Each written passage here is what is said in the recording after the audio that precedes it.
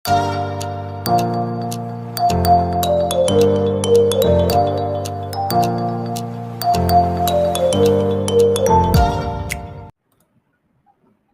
dia mulai mengaku-ngaku diri. Diasuh bersama dengan raja wilayah apa, Bung Ade? Diasuh bersama dengan raja wilayah. Disebut wilayah Herodes. Iya. Siapa yang ngumpulin mereka? Dan siapa di belakangnya itu? Dan Saulus. Saulus itu bukan bersama nabi-nabi itu, bukan bersama Barnabas. Wow. Tunggu sebentar.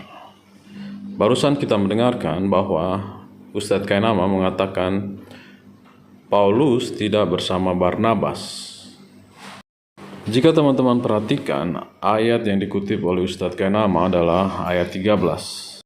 Jika kita mundur sedikit, satu pasal ke belakang, yaitu Kisah Para Rasul 12, di sana mengatakan Barnabas dan Saulus diutus. Dan jika kita membaca kelanjutan ayat yang disampaikan oleh Ustadz Kainama, yaitu ayat 2 dari Kisah Para Rasul 13, di sana dikatakan, pada suatu hari ketika mereka beribadah kepada Tuhan dan berpuasa, berkatalah Roh Kudus, khususkanlah Barnabas dan Saulus bagiku untuk tugas yang telah kutentukan bagi mereka. Jadi sangat salah jika Ustadz Kainama mengatakan Barnabas tidak bersama dengan Paulus. Padahal jelas-jelas di ayat ini menjelaskan bahwa Barnabas dan Paulus diutus oleh Roh Kudus. Dia nanti di ujung-ujung waktu itu mereka, Barnabas dan Saulus itu ada kontradiksi sehingga Barnabas memisahkan diri dari Saulus. Kenapa? Karena Saulus menolak Torah. Saulus menjadikan Yesus sebagai fokus selain Torah. Bertolak belakang. Oke teman-teman, kita sudah dengarkan bersama bagaimana pernyataan Ustadz Kainama. Saya pikir Ustadz Kainama cocok untuk membuat dongeng. Karena jika kita membaca Kisah 15, penyebab perselisihannya Barnabas dan Paulus bukanlah masalah Torah dan juga bukan masalah Yesus. Mari kita baca Kisah 15 ayat 37 sampai 39. Barnabas ingin membawa juga Yohanes yang disebut Markus. Ayat 38, tetapi Paulus dengan tegas berkata bahwa tidak baik membawa serta orang yang telah meninggalkan mereka di Pamfilia dan tidak mau turut bekerja bersama-sama dengan mereka. Ayat 39, hal itu menimbulkan perselisihan yang tajam sehingga mereka berpisah dan Barnabas membawa Markus juga sertanya berlayar ke Siprus. Jadi dalam Kisah 15 tidak ada perselisihan Barnabas dan Paulus tentang Torah. Bahkan tidak berbicara tentang ajaran Paulus. Setelah Barnabas bertolak belakang lalu memisahkan diri di dalam Kisah Para Rasul 21, lalu Petrus marah.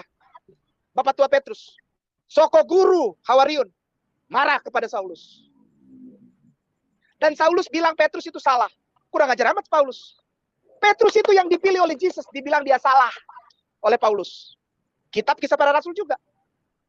Lalu bentrok yang terakhir yang paling parah adalah bentrok antara Saulus dengan Yakobus, the brother of our Lord. Dalam kitab Kisah Para Rasul sebutnya James, the brother of our Lord. Yakobus, saudara Tuhan kita, Jesus. Bentrok dia. Karena dia dimarah-marahi. Saulus dimarah-marah oleh Yakobus. Kau bilang kau ajar orang tidak bersunat. Bawa orang-orang itu. Bawa orang-orang itu ke bait Allah, bait suci. Temui imam. Sunat mereka di situ. Lalu berikan persembahan kepada para imam. Ustadz tahu itu ceritanya? Saya nggak perlu ulang-ulang. Ya, Tahu, Ustadz. sudah jelas itu. Dia kesel sama Yakobus. Dia kesel sekali. Ya. Oke teman-teman, mari kita lihat apakah benar yang dikatakan oleh Ustadz Kainama. Bentrok antara Petrus dan Paulus dan Yakobus dan Paulus.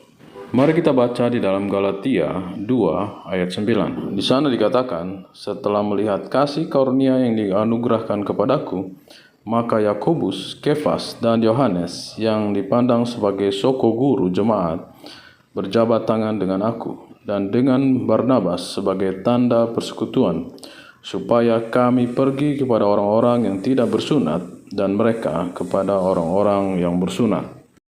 Dari ayat yang kita barusan baca, terlihat tidak ada perselisihan di sana.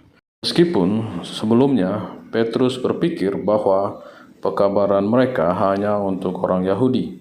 Seperti yang teman-teman bisa baca di dalam Kisah 10, Tuhan menyuruh Petrus untuk bertemu dengan Cornelius. Dan pada awalnya Petrus menolak. Tetapi pada akhirnya Petrus mengerti maksud Tuhan. Kita bisa baca di dalam ayat 34. Lalu mulailah Petrus berbicara, katanya, "Sesungguhnya aku telah mengerti bahwa Allah tidak membedakan orang." Mari kita dengar apa pernyataan Petrus tentang Paulus. 2 Petrus 3 ayat 15-16.